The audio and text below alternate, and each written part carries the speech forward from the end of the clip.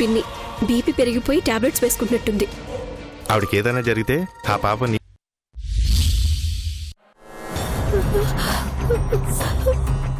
మనిషా రాక్షసుడా? ప్రత్యక్షంగా చూసా కూడా పొరపాటుగా మనిషి అనుకుంటున్నావా ఏంటి?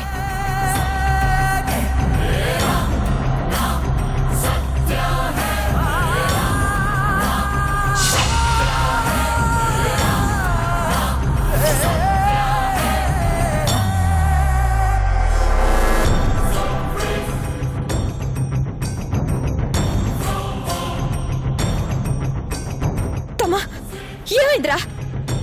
ఏంట్రా ఇదంతా? ఎందుకింత ఆవేశం? హాస్పిటల్కి వెళ్దాం పదా.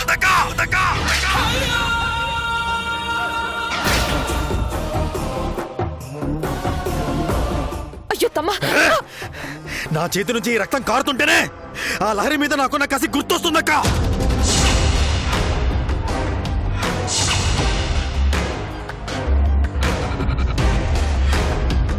చేతిలో ఉన్న నా బిడ్డని శ్వేతని వదులుకున్నానక్క. లహరిని పట్టుకోలేకపోతున్నానక్క. చేత కాని దత్తమనిపోయానక్క. దేనికైనా టైం రావాలి తమ్మా. ఎప్పుడు వస్తుంది టైం? ప్రతిసారి లహరి గెలుస్తుంది. అరే, నాతో ఫోన్ లో మాట్లాడినప్పుడు బయలుదేరుతానని చెప్పింది. ఎంత చక్కగా వెనక్కి వెళ్ళిపోయిందో చూసావా? అసలు ఏం జరుగుతుందో ఇంట్లో? కథంతా చెప్పాను కదా, చెప్పింది ఎన్నిసార్లు చెప్పాలి? ఇక్కడుంటే చంపని చంపుతాడు. పద రా.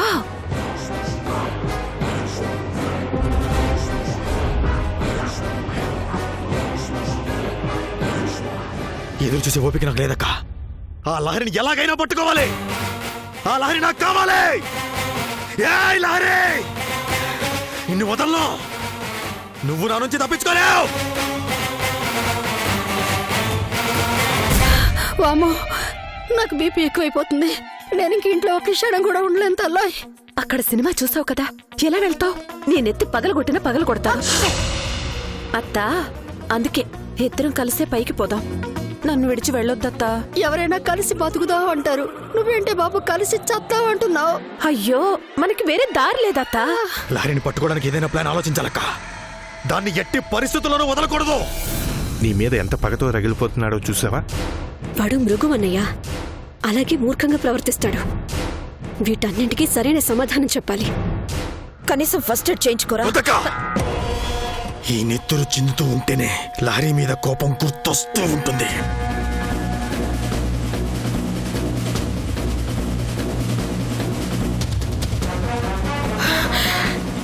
నా తమ్ముడు కోరుకునే లహరిని తీసుకొచ్చి ఇవ్వలేకపోతున్నాను.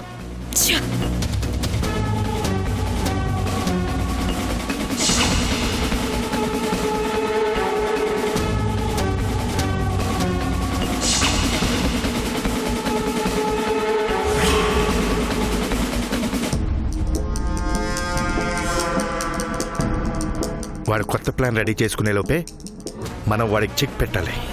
పెడదామన్నయ్య.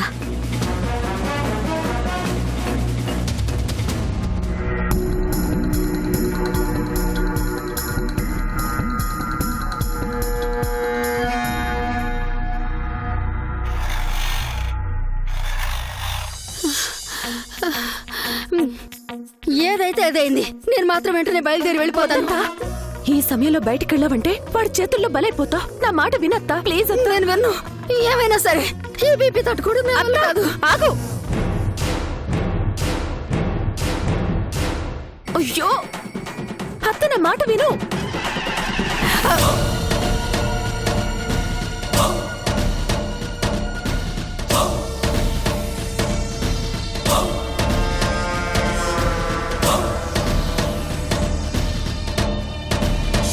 బంగారు తల్లి, సాయంత్రం 5 గంటలకు బస్సు ఉంది. అది దాటితే ఇంకో బస్సు దొరకదు. నేను బయలుదేరుతానమ్మా.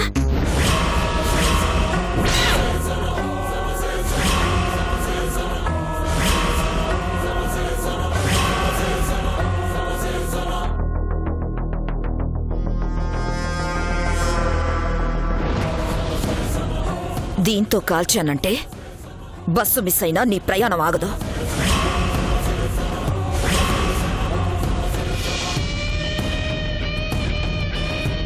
కాల్చమంటావా?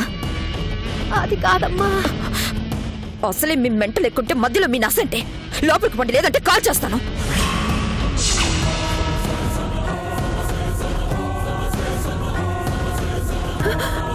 రాత్త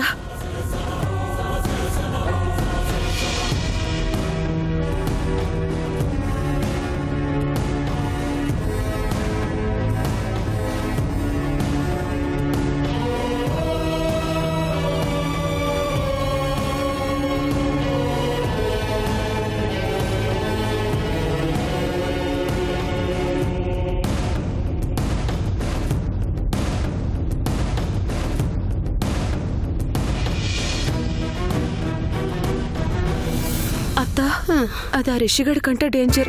నువ్వు ఎక్కువ వేషాలు వేయకు. కృష్ణారామ అంటూ చక్కగా ఏ ఇంగ్లీషు సినిమాలో చూస్తూ మా ఇంట్లో కూర్చోకుండా మీ ఇంటికి వచ్చాను. నీ కాపురం ఎలా ఉందో చూసేద్దామని వచ్చి ఇలా బుక్ అయిపోయాను.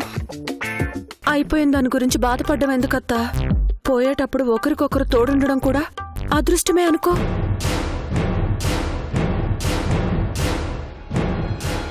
సర్లే గాని చేసిన ఉప్మా చల్లారిపోతుంది, తిందాం రా అత్తా. అసలు ముందు నిన్ను తన్నాలే పట్టుకుని. అమ్మో అమ్మో,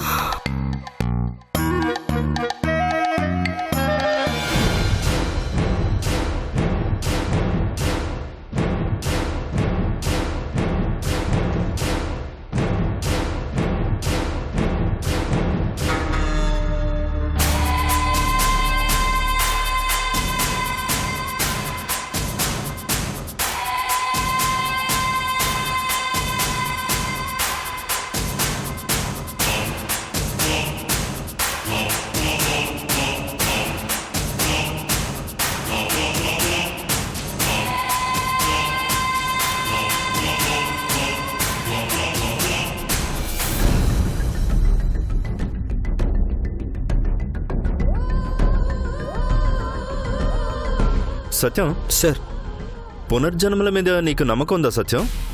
ఉంది సార్, పుస్తకాల్లో చదివాను. వచ్చే జన్మలో ఎలా పుడదాం అనుకుంటున్నావు నువ్వు?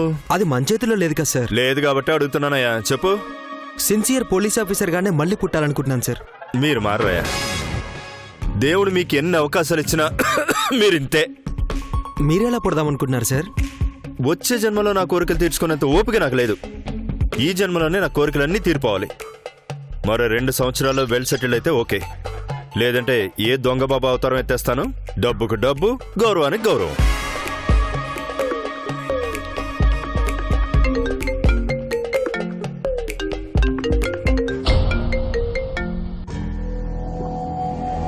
Hello, what?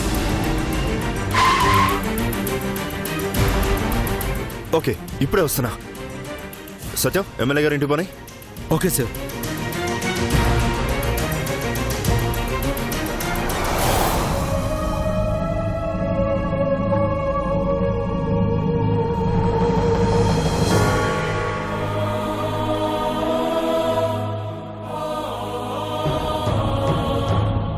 బీపీ చాలా ఎక్కువగా ఉంది. మీరు టెన్షన్ తగ్గించుకోండి సార్. కూల్. నా కూతురు. అయ్యగారు, అమ్మాయి గారు ఖచ్చితంగా దొరుకుతారు, మీరేం కంగారు పడకండి.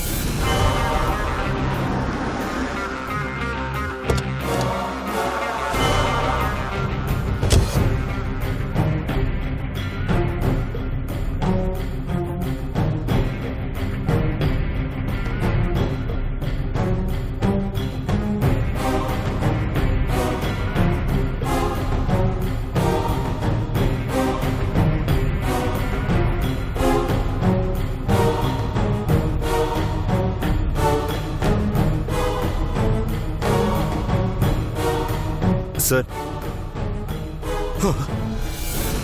వద్దు, దగ్గరికి రావద్దు, రావద్దు, దగ్గరికి రావద్దు, రావద్దు. Cool cool cool sir, cool. దగ్గరికి రావద్దని చెప్పండి. Okay okay. సడన్ గా ఏమైంది సార్? డాక్టర్, అతని వల్లే నాకు ఈ పరిస్థితి వచ్చింది. నా కూతుర్ని చూపించమంటే చూపించట్లేదు. నా జీవితంతో ఆడుకుంటున్నాడు. వీడు నా జీవితంతో ఆడుకుంటున్నాడు డాక్టర్. ముందు బయటికి పంపించేయండి డాక్టర్. అతను నా కళ్ళ ముందుంటే తట్టుకోలేను. పంపించేయండి. ఏంటి సార్ మరి చిన్నపిల్లలు అల్లరి చేస్తున్నారు? ఏయ్! సార్ కబుర్లు చెప్పకు. టెన్షన్ పడకండి. ముందు పో ఇక్కడి నుంచి. పో పో ఇక్కడి నుంచి. పో సార్ ముందు మీరు బయటికి వెళ్ళండి సార్. సార్ నేను చచ్చిపోయేదాకా ఆ మనిషికి మనిషి అంత ఉండదు. నన్ను చంపేస్తాడు. నన్ను చంపేస్తాడు. సంబంధం లేకుండా ఏదేదో మాట్లాడుతున్నారండి. ఏయ్, నిన్ను sir sir please please sir. బయటికి రండి సార్, చెప్తాను. రండి రండి.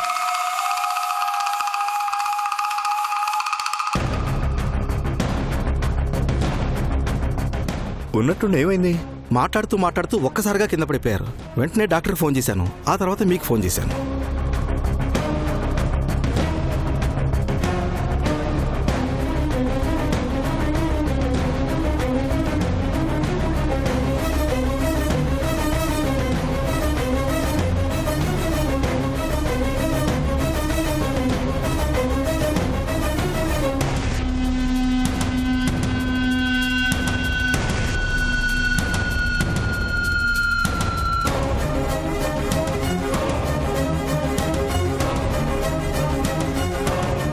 నా కూతురు, నా కూతురు.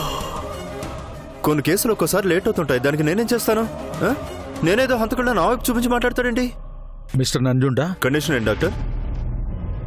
కూతురు గురించి బాగా ఆలోచిస్తున్నారు. కూతురు కోసమే బతుకుతున్నారు. కూతురు ఎక్కడుందో తొందరగా తీసుకురాకపోతే ఆయనకు చాలా ప్రమాదం. బాగా టెన్షన్ పట్టడం వల్ల బీపీ రైజ్ అయింది. అది ఇంకా ఎక్కువైందంటే హార్ట్ అటాక్కి దారితీస్తుంది. ఆ తర్వాత ఆయన కాపాడుకోవడం కష్టం. మీరు ఎమ్మెల్యే గారి కూతుర్ని ఎంత తొందరగా తీసుకురాగలిగితే అంత మంచిది. చనిపోయిన అమ్మాయిని ఎలా తీసుకురావాలి, ఎలా చూపించాలి?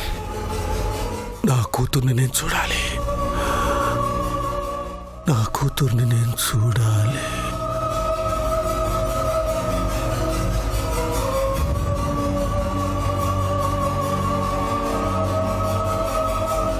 నా కూతుర్ని నేను చూడాలి.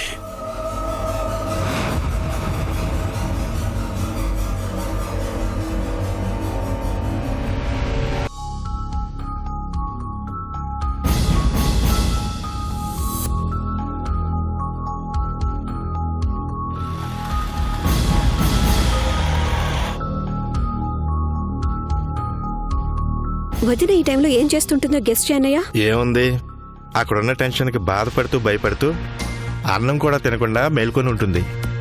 శాంతం పిన్తో ముచ్చట్లు పెట్టుకుని ఉంటుంది. చూద్దాం.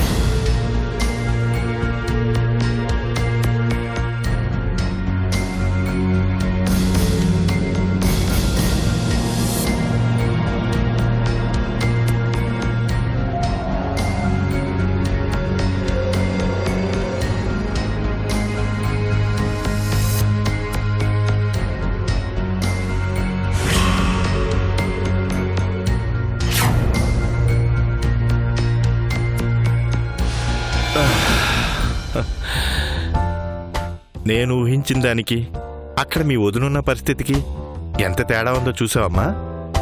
మనం దాని గురించి టెన్షన్ పడుతుంటే అది మాత్రం అత్త మీద కాలేసుకుని దర్జాగా పడుకునుంది. ఎక్కడున్నా ఎలాంటి పరిస్థితిలో ఉన్నా తిండికి నిద్రకి ఏ లోటు రాకుండా చూసుకుంటుంది. అదో రకమైన అదృష్టవంతురాలు. పాపం దిష్టి పెట్టకన్నయ్యా. అవునవును. ఆ రిషిగాడు వాడక్క ఏం చేస్తున్నారో చూద్దాం. వాళ్ళకి ఖచ్చితంగా నిద్ర పట్టదులే, నో డౌట్.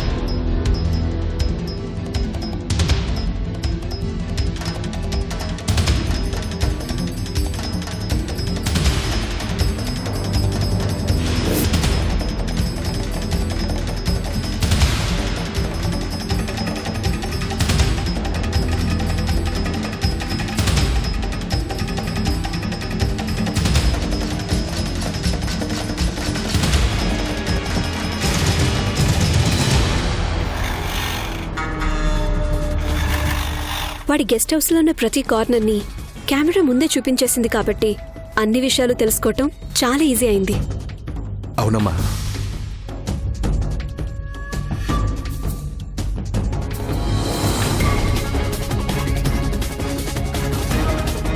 హరీష్ గాడి బెడ్రూమ్ ఇదే.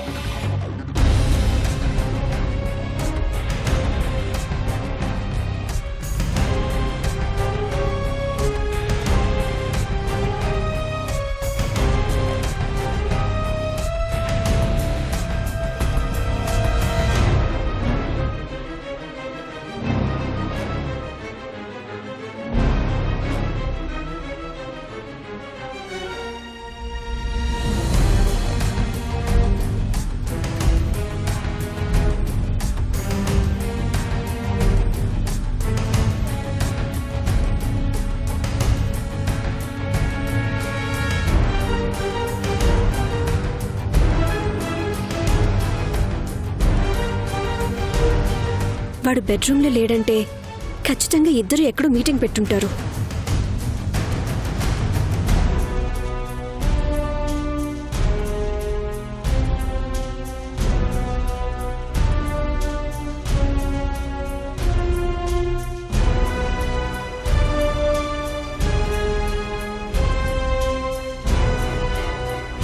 ఇప్పుడు శశి బెడ్రూమ్లోకి పంపిద్దాం.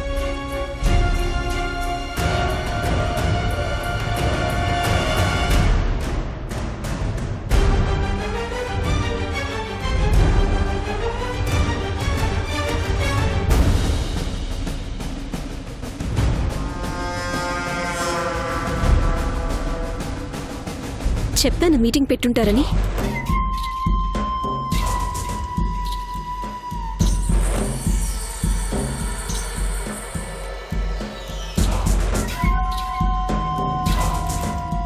నీ దగ్గర ఇన్ఫర్మేషన్ కరెక్టేనా?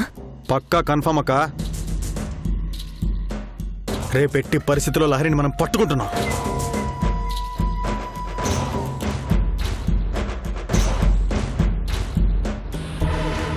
రేపు లహరి 9 గంటలకి గీతాంజలి కాలేజ్ చైర్మన్ గోవర్ధన్ని ఏదో పని మీద వాళ్ళింట్లోనే కలవబోతుంది.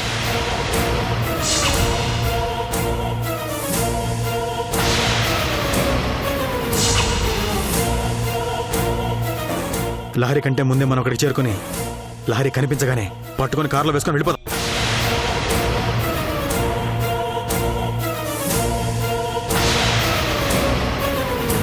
ఒకవేళ లహరితో పాటు వాళ్ళ అన్నయ్య వస్తే వాడిని అక్కడే కాల్ చేసి లహరిని తీసుకొని వెళ్ళిపోదాం.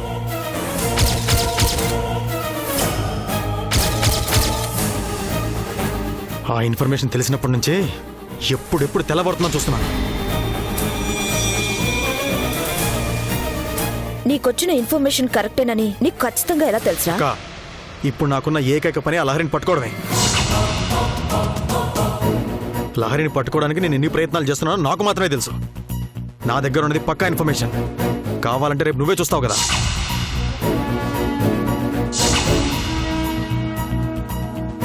రేపెట్టి పరిస్థితుల్లోనూ లహరిని తీసుకొని బీదర్ వెళ్ళిపోతున్నాం.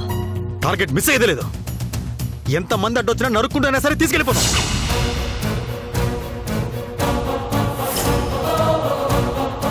ఆ కస్తూర్ని ముసల్దాన్ని ఏం చేద్దాం? మనకు కావాల్సింది లహరి. లహరి దొరికిన తర్వాత వాళ్ళతో మనకే పోనుంది. వదిలేసి వెళ్ళిపోదాం.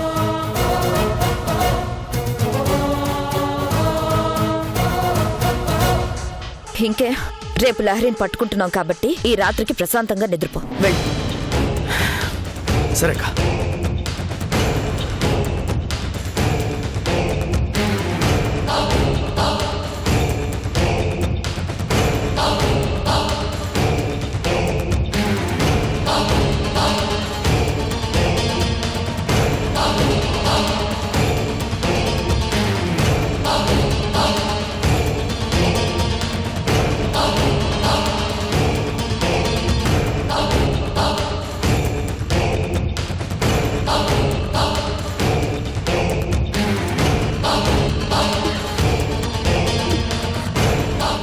గోవర్ధన్ గారిని కలవబోతున్నట్టు వాడికి ఎలా తెలిసిందన్నయ్య? అదే నాకు అర్థం కావట్లేదమ్మా. నువ్వు అన్నట్టు కెమెరాని పంపించడం వల్ల చాలా మంచి పని జరిగిందమ్మా. ఇప్పుడు మనకి ఈ విషయం తెలిగిపోయి ఉంటే రేపు గోవర్ధన్ గారి ఇంటికి వెళ్ళి దొరికిపోయేవాళ్ళం. అవునన్నయ్య.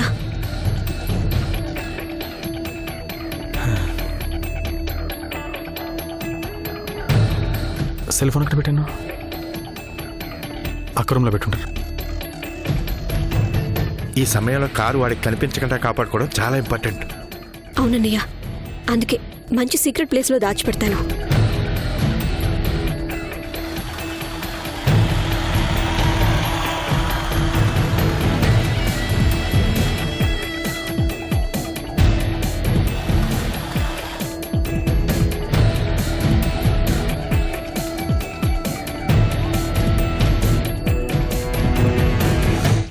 బయట కనిపించి టార్చర్ పెట్టడమే కాకుండా డైరెక్ట్గా ఇంటికే వచ్చేసామన్నమాట. ఆ నంజుండ స్వామికి ఈ అమ్మాయి బతుకుందని చెప్తుంటే నమ్మడం లేదు. అతను నమ్మాలంటే ఈ అమ్మాయి వీడియో షూట్ చేసి నంజుండకు చూపించాలి.